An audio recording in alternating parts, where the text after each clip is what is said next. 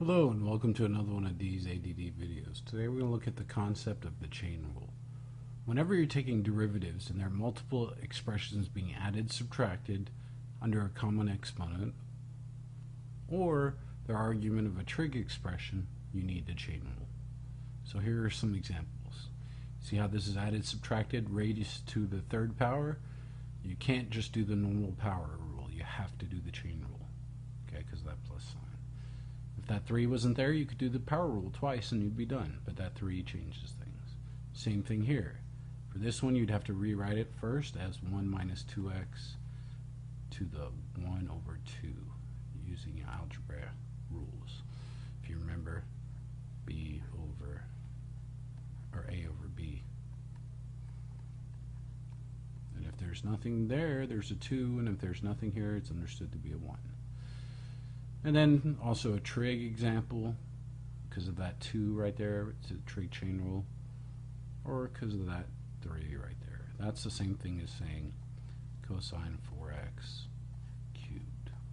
Alright, so all these things require the chain rule, and this is the basic form of the chain rule. Let me zoom out so you can see it a little bit better.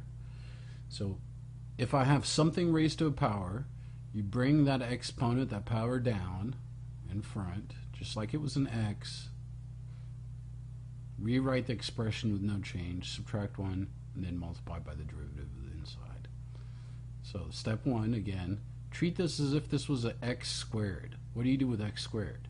Well, you bring down the exponent and then you subtract 1. So there's that step right there.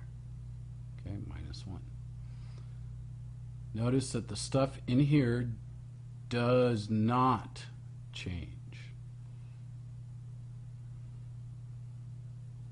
Then after that, because this is not an x squared, it's something more complex, you have to multiply by the derivative of this inside term right there.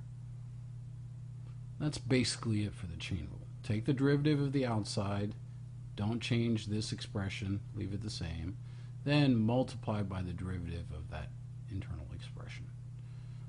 Sometimes they can get kind of complicated. Just keep that concept in mind, start outside, keep deriving, keep rewriting, and then keep going inside and keep deriving chain rule. Then you should be able to plow through whatever chain rule they can think of. Alright, so I hope I've cleared up the basic notions of the chain rule. Check out the example videos and practice, practice, practice. Thank you and have a nice day.